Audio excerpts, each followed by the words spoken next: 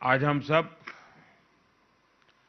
दीनदयाल उपाध्याय जी पुण्यतिथि पर अनेक चरणों में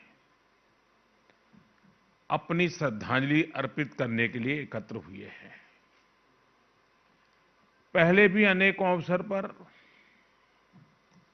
हमें दीनदयाल जी से जुड़े कार्यक्रमों में शामिल होने का, अपने विचार रखने का और अपने वरिष्ठ जनों से विचार सुनने का अवसर मिलता रहा है। यहां पर तो सभी लोग उस विचार परिवार के सदस्य हैं। दीनदयाल जी जिसके मुखिया की तरह, एक प्रेरणा की तरह अविरत रूप से हमें प्रेरणा देते रहे हैं। आप सबने दीनदयाल जी को पढ़ा भी है और उन्हीं के आदर्शों से अपने जीवन को गढ़ा भी है। और इसलिए आप सब उनके विचारों से, उनके समर्पण से भली भांति परिचित है। मेरा अनुभव है और आपने भी महसूस किया होगा कि हम जैसे जैसे दीनदयाल जी के बारे में सोचते हैं, बोलते हैं, सुनते हैं, उनके विचारों को पढ़ने का प्रयास करते हैं, हमें उनकी बातों में, उनके विचारों में हर बार एक नई ताजगी, एक नया दृष्टिकोण, एक नवीनता का अनुभव होता है। उनके विचार आज भी उतने ही प्रासंगिक है जितने तब थे और आने वाले समय में भी उतने ही आवश्यक रहेंगे जितने आज है। एकात्म मानव दर्शन का उनका विचार मानव मात्र के लिए था। इसलिए जहां भी मानवता की सेवा का प्रश्न होगा, मानवता के कल्याण की बात होगी, दीनदयाल जी का एकात्म मानव दर्शन प्रासंगिक रहेगा ही रहेगा। एकात्म मानव दर्शन में विशेष रूप से इन तीन शब्दों में व्यष्टि से समष्टि की यात्रा व्यक्त होती है,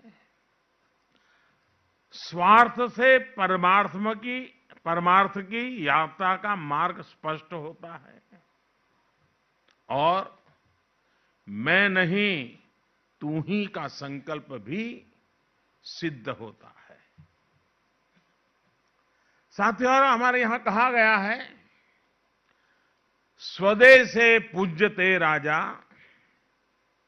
स्वदेशे पूज्यते राजा, विद्वान सर्वत्र पूज्यते। अर्थात सत्ता की ताकत से आपको सीमित सम्मान ही मिल सकता है। जहां सत्ता की ताकत प्रभावी होगी वहीं सम्मान मिलेगा, लेकिन विद्वान का सम्मान हर जगह होता है। दीनदयाल जी इस विचार के साक्षात जीता जागता उदाहरण है।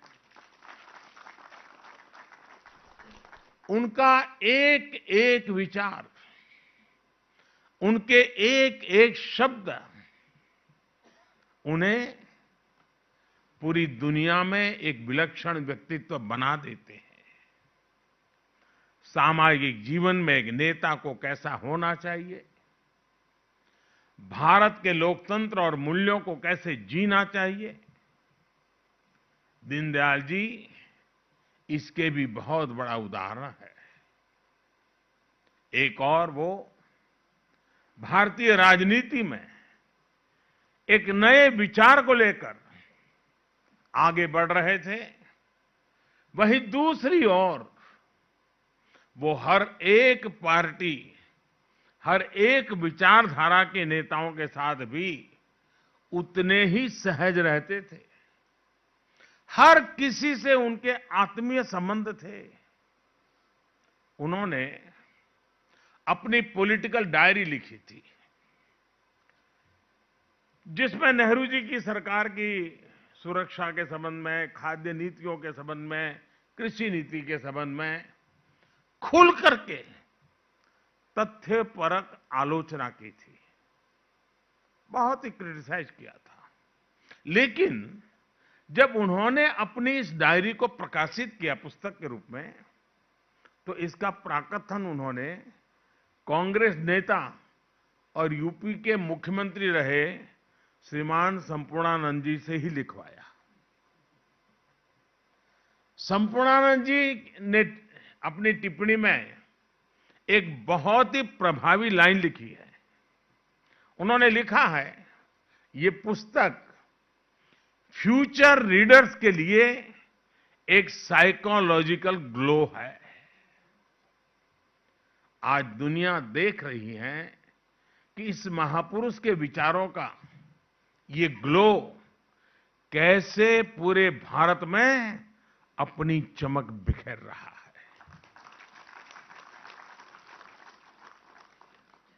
साथियों, हमारे शास्त्रों में कहा गया है,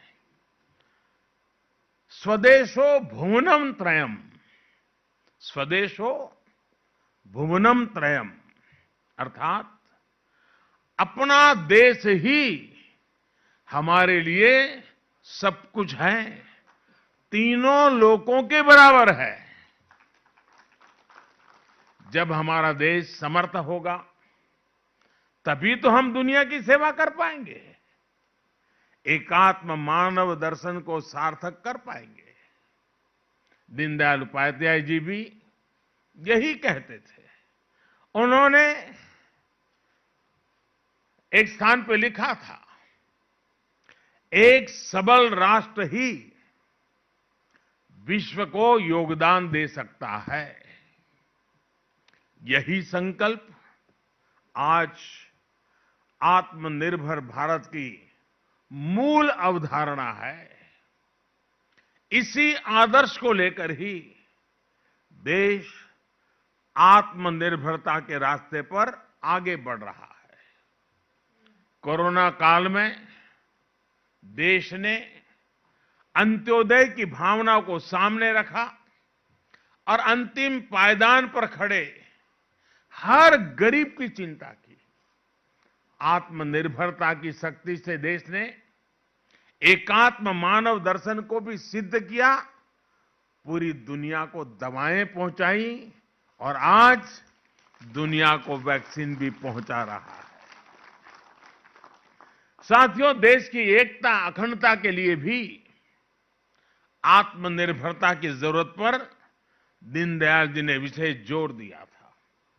1965 में भारत पाक युद्ध के दौरान भारत को विदेशों से हथियार के लिए निर्भर रहना पड़ता था और दीनदयाल जी ने कहा था कि हमें सिर्फ अनाज में ही नहीं बल्कि हथियार और विचार के क्षेत्र में भी भारत को आत्मनिर्भर बनाना होगा।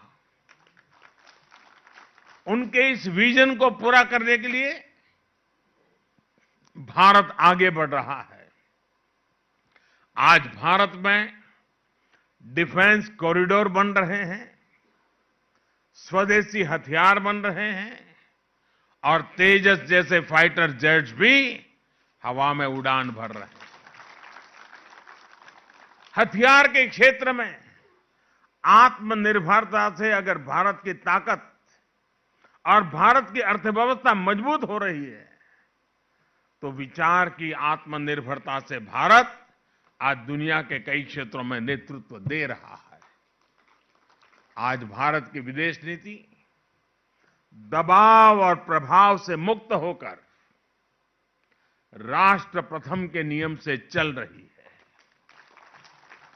नेशन फर्स्ट, प्रकृति के साथ सामंजस्य का दर्शन दीनदयाल जी ने हमें दिया था।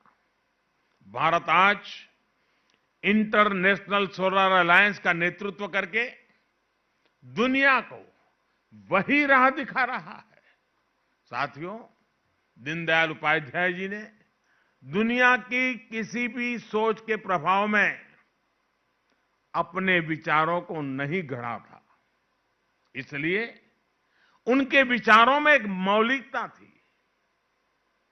भारत की भावना, भारत का मानस, भारत के मूल्य, वेद से विवेकानंद तक की भारत की चिंतन यात्रा, ये सारी बातें दीनदयाल जी के चिंतन में झलकती थी।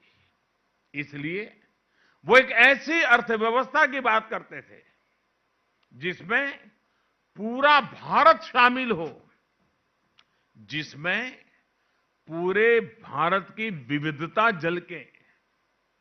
लोकल इकोनॉमी पर विजन इस बात का प्रमाण है कि उस दौर में भी उनकी सोच कितनी प्रैक्टिकल और व्यापक थी।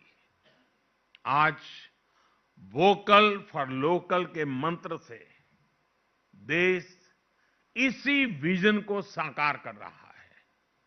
आज आत्मनिर्भर भारत अभियान देश के गांव, गरीब, किसान, मजदूर और मध्यम वर्ग के भविष्य का निर्माण का एक माध्यम बन रहा है।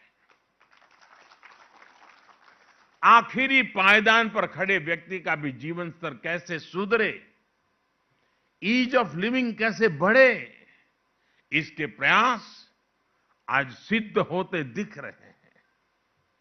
उज्ज्वला योजना, जनधन खाते, किसान सम्मान निधि, हर घर में शौचालय, हर गरीब को मकान, आज देश एक एक कदम आगे बढ़ते हुए इसको सिद्ध करता हुआ गौरव के साथ विकास की राह पर चल पड़ा है।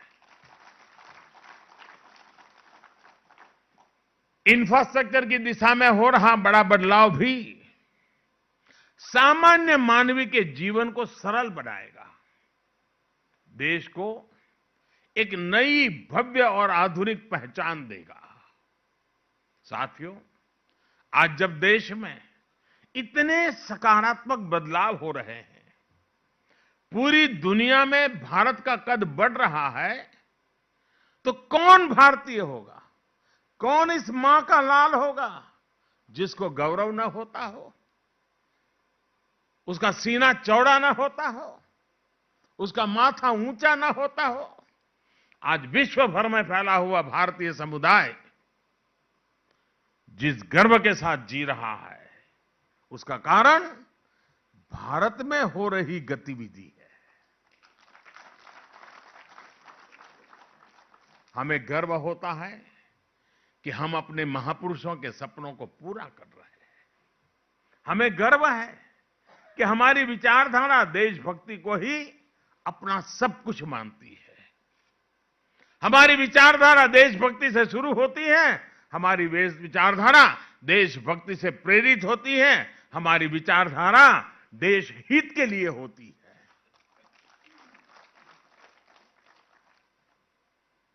हम उसी विचारधारा में पले हैं जो विचारधारा राष्ट्र प्रथम, नेशन फर्स्ट की बात करती है। ये हमारी विचारधारा है कि हमें राजनीति का पाठ राष्ट्र नीति की भाषा में पढ़ाया जाता है। हमारी राजनीति में भी राष्ट्र नीति सर्वोपरि है। हमें राजनीति और राष्ट्र नीति में से एक स्वीकार करना होगा, तो हमें संस्कार मिले हैं राष्ट्र नीति को स्वीकार करना, राजनीति को नंबर 2 पे रखना। हमें गर्व है कि हमारी विचारधारा सबका साथ, सबका विकास, सबका विश्वास की बात करती है, उस मंत्र को जीती है। आप देखिए, हमारी पार्टी ने अपनी सरकारों में ऐसी कितनी ही उपलब्धियां हासिल की हैं जिन पर आपको गर्व होगा, आने वाली पीढ़ियों को गर्व होगा। जो निर्णय देश में बहुत कठिन माने जाते थे, राजनीतिक रूप से मुश्किल माने जाते थे, हमने वो निर्णय लिए और सबको साथ लेकर लिए। उदाहरण के तौर पर देश में नए जनजाति कार्य मंत्रालय का गठन, जनजाति समुदाय को हमारे आने के बाद थोड़ा था, पहले भी था, लेकिन उस मंत्रालय का, अलग मंत्रालय का गठन भाजपा की ही सरकार में हुआ है। ये भाजपा का सरकार की ही देन है कि पिछड़ा आयोग भी उसको संवैधानिक दर्जा मिल सका, संवैधानिक स्टेटस हमारे यहां मिल सका। और ये भाजपा की ही सरकार है जिसने सामान्य वर्ग के गरीब लोगों को भी आरक्षण देने का काम किया है। और आप देखिए, देश में जब भी ऐसे कोई काम हुए हैं, तनाव पैदा हुआ है, संघर्ष हुआ है, समाज बढ़ गया है, उसी काम को हमने मेल-जोल, प्यार के वातावरण में किया है, क्योंकि राष्ट्र नीति सर्वोपरि है, राजनीति एक व्यवस्था है। राज्यों का विभाजन देख लीजिए, राज्यों का विभाजन जैसा काम राजनीति में कितने रिस्क का काम समझा जाता था, इसके उदाहरण भी हैं। अगर कोई नया राज्य बना तो देश में कैसे हालत बन जाते थे, लेकिन जब भाजपा की सरकार ने 3 नए राज्य बनाए तो हर कोई हमारे तौर तरीकों में दीनदयाल जी के संस्कारों का प्रभाव स्पष्ट देख सकता। उत्तर प्रदेश से उत्तराखंड का निर्माण हुआ, झारखंड बिहार से बनाया गया और छत्तीसगढ़ को मध्य प्रदेश से अलग आकार दिया गया। लेकिन उस समय हर राज्य में उत्सव का माहौल था, न कोई शिकायत थी, न कोई गीला शिकवा था, आनंद ही आनंद था, दोनों तरफ आनंद था। हमारी सरकार ने लद्दाख, करगिल को अलग केंद्र शासित राज्य का दर्जा दिया है और वहां जी भी उत्सव का ही वातावरण है। इसी तरह जम्मू कश्मीर और वहां के लोगों की आकांक्षाओं को भी हम पूरी तरह साकार करने में पर जुटे हैं। उसी प्रकार से सेलवास और दमन दमन अलग थे, हमने उसको जोड़ दिया, दोनों तरफ आनंद है। अगर उनकी नई रचना की तो भी आनंद है और सम्मिलित किया तो भी आनंद है, क्योंकि हमारी प्रेरणा राष्ट्र नीति है। राजनीतिक स्वार्थ के लिए हम निर्णय नहीं करते हैं और इसका असर जन सामान्य के मन पर होता है। साथियों, हम राजनीति में सर्वसम्मति को महत्व देते हैं। हम सहमति के प्रयास को करते करते सर्वसम्मति तक जाना चाहते हैं। दीनदयाल जी कभी भी राजनीतिक अस्पृश्यता में विश्वास नहीं रखते थे। और आपको याद होगा, जब मैं 2014 में आया तो मुझे सदन में एक बार बोलने का मौका मिला, तब मैंने सदन में कहा था और बड़ी जिम्मेवारी के साथ कहा था और बड़े कन्विक्शन के साथ कहा था। जो इस कन्विक्शन को हम लोग जीते हैं, हमें संस्कार में मिले हैं।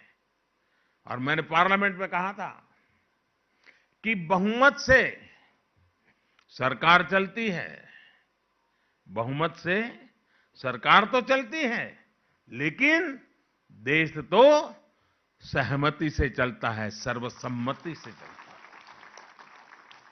और हम सिर्फ सरकार चलाने नहीं आए हैं, हम तो देश को आगे ले जाने के लिए आए। हमारे राजनीतिक दल हो सकते हैं, हमारे विचार अलग अलग हो सकते हैं, हम चुनाव में पूरी शक्ति से एक दूसरे के खिलाफ लड़ते हैं, पर इसका मतलब ये नहीं कि हम अपने राजनीतिक विरोधी का सम्मान न करें। आपने देखा होगा, प्रणब मुखर्जी साहब, हमें भारत रत्न देने में गर्व हुआ। वे कोई हमारी पार्टी के नहीं थे, हमारे आलोचक थे। अभी आसाम में तरुण गोगोई जी, नागालैंड में एमसी जमीर जी, ये सारे हमारे राजनीतिक विचार थे, हमारे राजनीतिक दल से कोई लेना देना नहीं था। न ही हमारी पार्टी का हिस्सा थे, न हमारे गठबंधन का हिस्सा थे, लेकिन राष्ट्र के प्रति उनके योगदान का सम्मान करना हमारा कर्तव्य। हमने पद्मश्री दिया, पद्म भूषण दिया। राजनीतिक अस्पृश्यता का विचार हमारा संस्कार नहीं है। आज देश भी इस विचार को, अस्पृश्यता के विचार को अब देश अस्वीकार कर चुका है। हां, ये बात जरूर है कि हमारी पार्टी में वंशवाद को नहीं, कार्यकर्ता को महत्व दिया जाता है। इसलिए आज देश हमसे जुड़ रहा है और हमारे कार्यकर्ता भी हर देशवासी को अपना परिवार मानते हैं। कहीं कोई आपदा आती है तो हमारे करोड़ों कार्यकर्ता अपना सब कुछ छोड़कर वहां पहुंच जाते हैं। कोरोना जैसा इतना बड़ा संकट आया, दुनिया में हर कोई अपने जीवन के लिए डरा हुआ था, लेकिन हमारे करोड़ों कार्यकर्ताओं ने अपना दायित्व समझकर दिन रात एक कर दिया। राष्ट्रीय अध्यक्ष जी ने पार्टी कार्यकर्ताओं से आह्वान किया था कि सरकार के साथ साथ वो भी अपनी जिम्मेदारी निभाएं। हर कार्यकर्ता ने सेवा के संकल्प को राष्ट्रव्यापी मिशन बना दिया था और मैं पार्टी का आभारी हूं, राष्ट्रीय अध्यक्ष जी का आभारी हूं कि मुझे वीडियो कॉन्फ्रेंस के माध्यम से देश भर के कार्यकर्ताओं के साथ इस कोरोना कालखंड में उन्होंने जो सेवा कार्य किए उसका वृत्त सुनने का अवसर मिला था। हमारे कार्यकर्ताओं ने कैसे कैसे संकटों को, रिस्क को उठाया था और कितने जी जान से उन्होंने गरीबों की सेवा की थी। किसी गरीब के घर में चूल्हा न जले, कोई गरीब रात को भूखा न सोए, इसके लिए भारतीय जनता पार्टी का गांव गांव में कार्यकर्ता दिन रात लगा रहा था। मैं देख रहा था कि जब हमारे श्रमिक बंधु अफवाहों के चलते, भय के चलते और कुछ लोगों की राजनीतिक इरादों के चलते जब शहरों को छोड़ करके, रोजी रोटी छोड़ करके गांव की ओर चल पड़े थे, तब भारतीय जनता पार्टी के कार्यकर्ता राह पर खड़े रह करके उनको जूते तक देने की चिंता करते थे, उनकी दवाई की चिंता करते थे, उनके पानी की। ये सारा वृत्त मैं सुन रहा था, मेरे मन को छू रहा था और कार्यकर्ताओं के इस परिश्रम से मुझे भी काम करने की प्रेरणा मिलती थी। इस अभियान में किसी ने वोट बैंक की चिंता नहीं की। ये नहीं सोचा कि किसका वोट हमें मिलता, किसका नहीं मिलता। साथियों, हमारी पार्टी, हमारी सरकार आज महात्मा गांधी के उन सिद्धांतों पर चल रही है जो हमें प्रेम और करुणा के पाठ पढ़ाते हैं। हमने बापू की 150वीं जन्म जयंती भी बनाई और उनके आदर्शों को अपनी राजनीति में, अपने जीवन में भी उतारा। हमारी सरकार ने हमारे महापुरुषों को भी राजनीतिक समीकरण के चश्मे से कभी नहीं देखा। जिन स्वाधीनता सेनानियों की उपेक्षा होती रही, उन्हें हमने सम्मान दिया। ये हमारी ही सरकार है जिसने नेताजी को वो सम्मान दिया जिसके वो हकदार थे। उनसे जुड़ी हुई फाइल्स को खोला, लाल किले पर झंडा फहराने का काम नेताजी की स्मृति में करना शायद किसी और शासन में कोई सोच नहीं सकता था। अंडमान निकोबार में नेताजी को याद कर करके उस द्वीप समूह में एक का नाम नेताजी के नाम से कर देना शायद किसी और सरकार में कोई सोच नहीं सकता। सरदार पटेल की दुनिया की सबसे बड़ी प्रतिमा बनाकर हमने उन्हें श्रद्धापूर्वक नमन किया है। देश की एकता के मंत्र को आने वाली पीढ़ियों को प्रेरणा के रूप में उस जगह से चेतना मिलती रहे, उस रूप में उस परिसर को खड़ा किया गया है। और मैं तो मेरे सभी सांसदों को चाहूंगा कि कभी न कभी अपने कार्यकर्ताओं की टोली बना करके जरूर उस स्थान पर जाइए, कम से कम एक रात वहां बिताइए। और दूसरा, मैं हमारे सभी सांसदों से आग्रह करूंगा, जब भी मौका मिले अपने कार्यकर्ता और अपने साथियों के साथ काशी जाकर के, काशी के निकट में ही जहां पंडित दीनदयाल जी ने अपना अंतिम सांस लिया था, जहां एक स्मारक उत्तर प्रदेश सरकार ने बनाया है, देखने जैसा स्मारक बनाया है, दीनदयाल जी की भव्य प्रतिमा वहां रखी है। वो इतना बढ़िया परिसर बना है, हम लोगों के लिए बड़ा एजुकेटिव है। आप जरूर कभी, काशी से कोई ज्यादा दूर नहीं है, बाय रोड आप चले जा सकते हैं और वहां एक बार हो आइए। हमारे लिए सारे तीर्थ क्षेत्र हैं और हम लोगों ने कभी न कभी मौका लेकर के वहां जाना चाहिए। आप देखिए, जिस जगह पे हम बैठे हैं, बाबा साहब आंबेडकर की स्मृति में बना हुआ है भवन, क्या कोई और सरकार बनाती क्या? ये हमारे संस्कार हैं जो हमें इस काम करने के लिए प्रेरित करते हैं। बाबा साहब आंबेडकर को भी भारत रत्न तब मिला जब बीजेपी के समर्थन से सरकार बनी थी। इन कार्यों का भाजपा को, हम सभी को बहुत गर्व है। साथियों, अगले महीनों में 5 राज्यों में चुनाव भी आने वाला है। हम सभी कार्यकर्ताओं को राष्ट्रीय अध्यक्ष जी के नेतृत्व में अपनी सकारात्मक सोच और परिश्रम के आधार पर जनता के बीच में जाना है। जनता इन 6 सालों में हमारी नीतियों को भी देख चुकी है और सबसे बड़ी ताकत हमारी जो है, देश ने हमारी नीयत को भी देखा है, परखा है और पुरस्कार भी दिया है। हमें उसी विश्वास को लेकर के आगे बढ़ना है।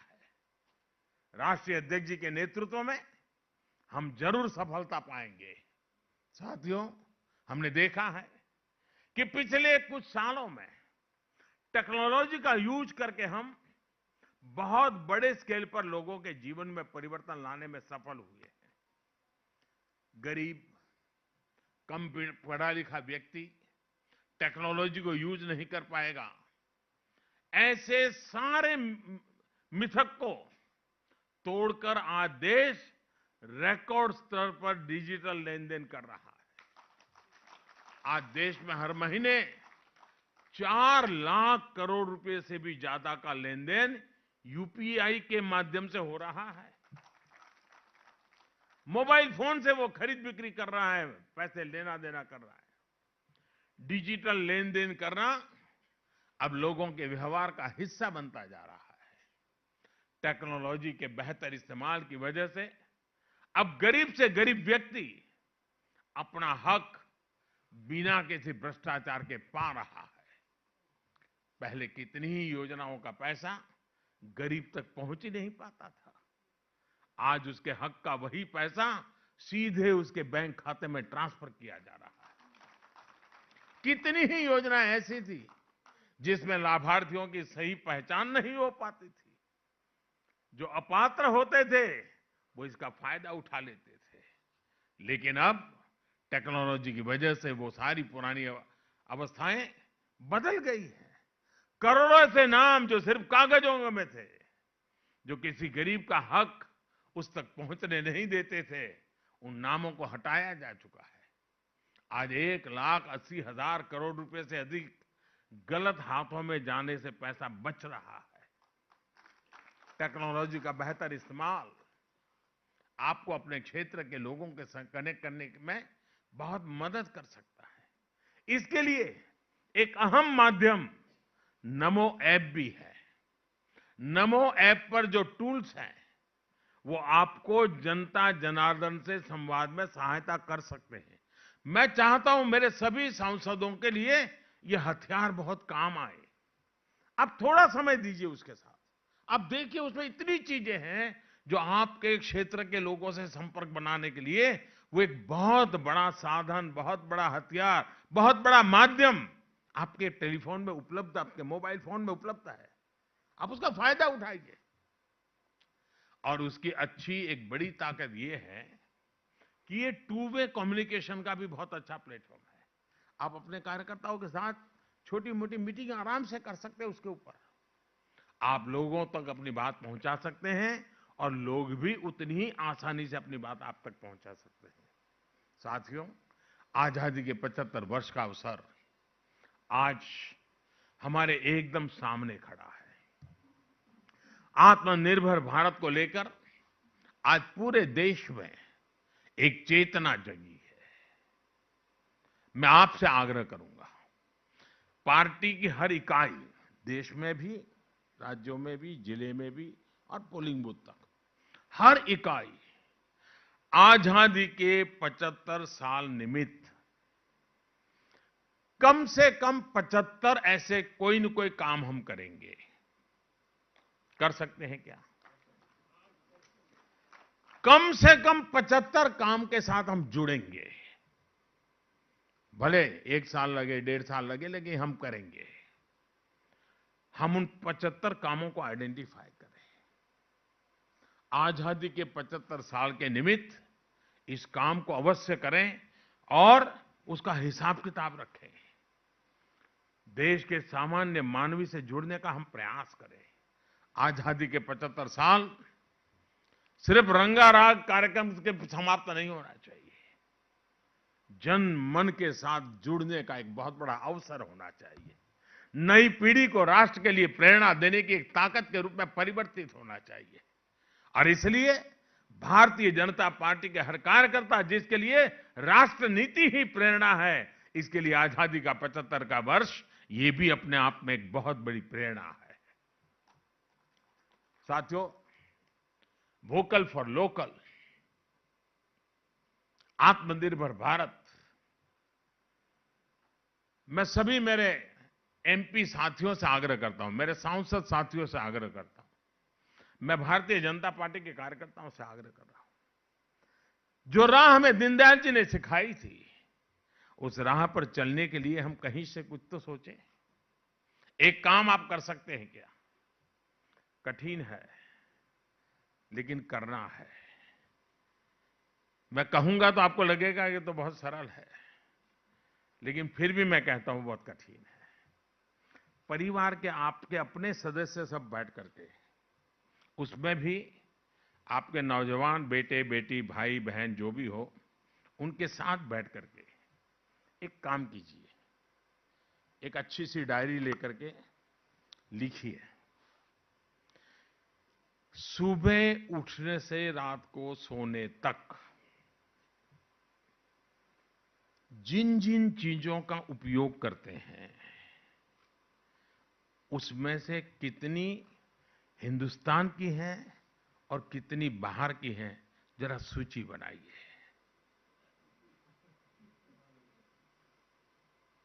मैं बिल्कुल कहता हूं, आप खुद जब सूची बनाएंगे आप चौंक जाएंगे, आप डर जाएंगे।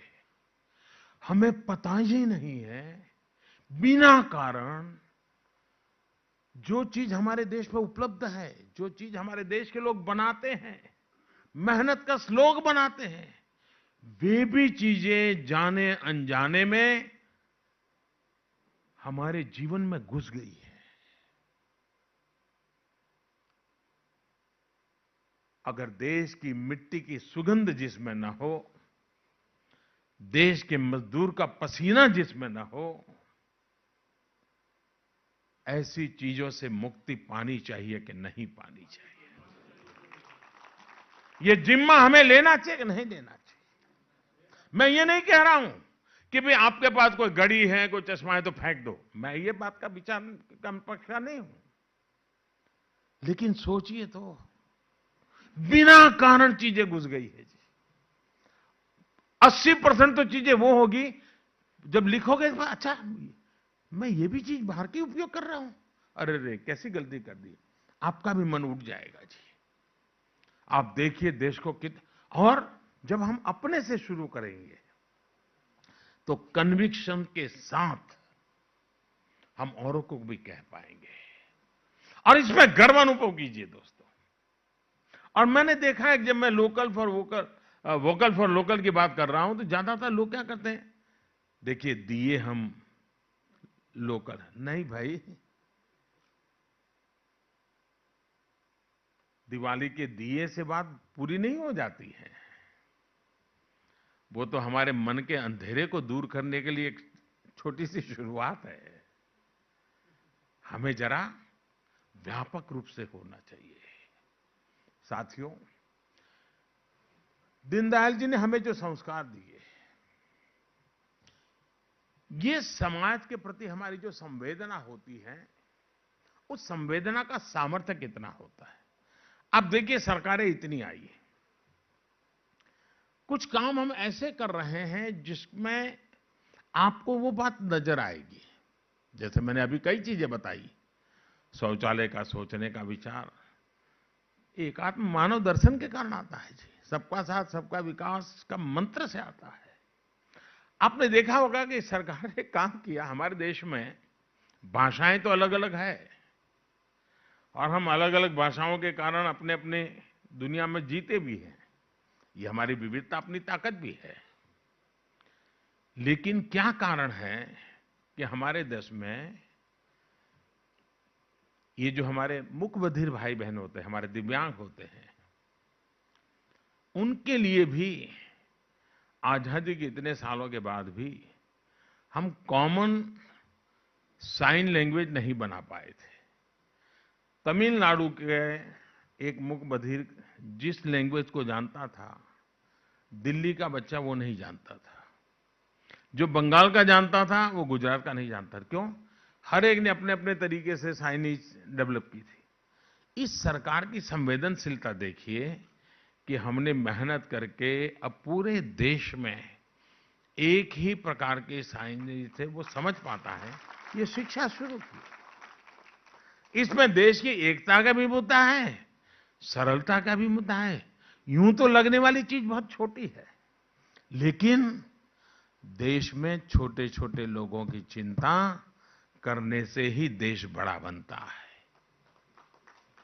कोई चीज छोटी नहीं होती, कोई काम छोटा नहीं होता है, कोई व्यक्ति छोटा नहीं होता है। किसी आवश्यकता हमें छोटी लगती हो, लेकिन उसकी जिंदगी में वो बहुत बड़ी होती है। ये जो है ना, एकात्म मानव दर्शन का एक रूप है, और इसलिए हम लोगों का काम है कि हम कैसे करें। पंडित दीनदयाल जी के जीवन को देखें, सादगी, परिश्रम, ये बातें हमें बहुत उभर करके सामने आती है।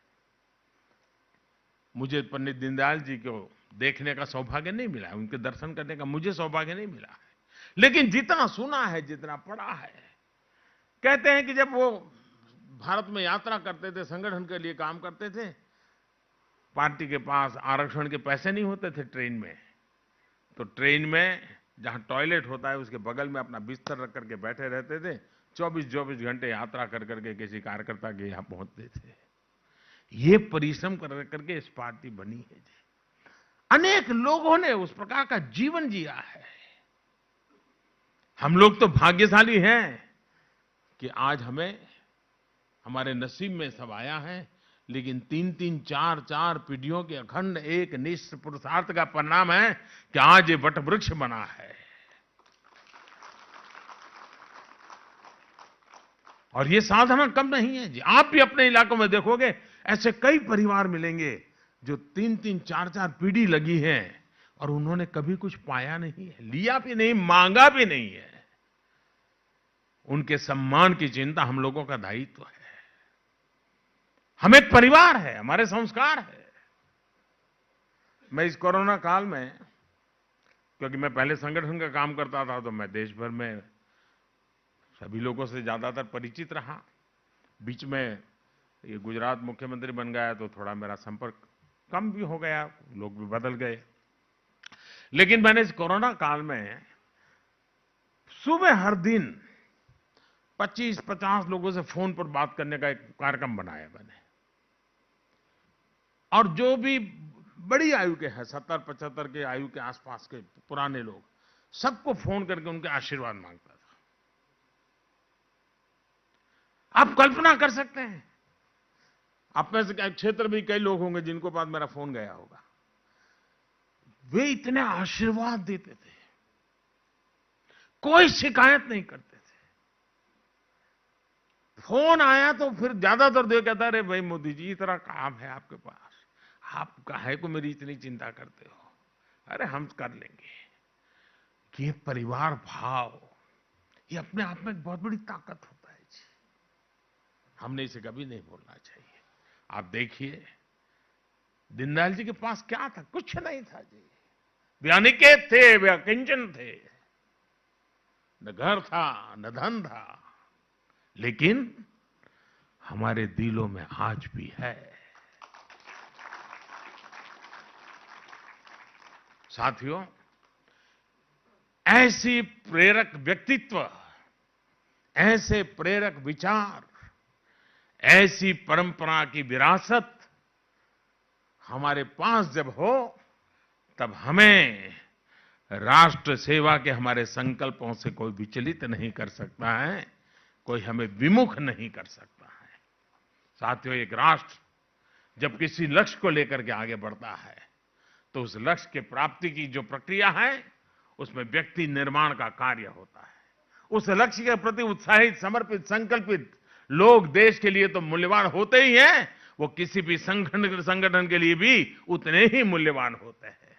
इसलिए एक संगठन के रूप में हमारे सामने अवसर हैं कि इस प्रक्रिया में हमें ऐसे कई नए लोग, खासकर युवा साथी मिलेंगे, जिनके स्वभाव में देश के लिए कुछ करना, देशवासियों के प्रति प्रेम, यह सब सहज रूप से होगा। अलग अलग क्षेत्रों से ऐसे लोगों को भाजपा से जोड़ना, यह भी हमारी प्राथमिकता होनी चाहिए। हमें हमारा परिवार का विस्तार करना चाहिए। हिंदुस्तान की सीमाएं उतनी ही भाजपा की सीमाएं होनी चाहिए। हमारे संगठन के क्वांटिटेटिव और क्वालिटेटिव विस्तार को भी यह अवसर है, और इसलिए मैं चाहूंगा कि हमें इसमें कहीं कमी नहीं है। एक और बात भी मैं कहना चाहूंगा, हमें अपने विचारों को व्यापक बनाने का प्रयास भी लगातार करते रहना चाहिए। इसके लिए दीनदयाल जी हमेशा अध्ययन पर विशेष जोर देते थे। आप सभी अध्ययन के लिए जरूर समय निकालें, आप संसद के संसाधनों का प्रयोग करें, और भी जैसी रुचि हो वैसे विषयों से भी जुड़े। दीनदयाल जी को पढ़ने समझने के लिए भी आप समय निकालें।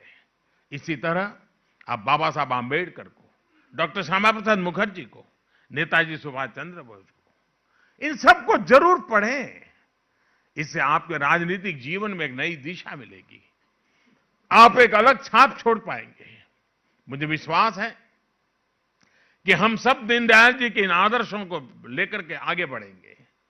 दीनदयाल जी का अंत्योदय का जो सपना था, वो 21वीं सदी में एक नए भारत के निर्माण के साथ पूरा होगा।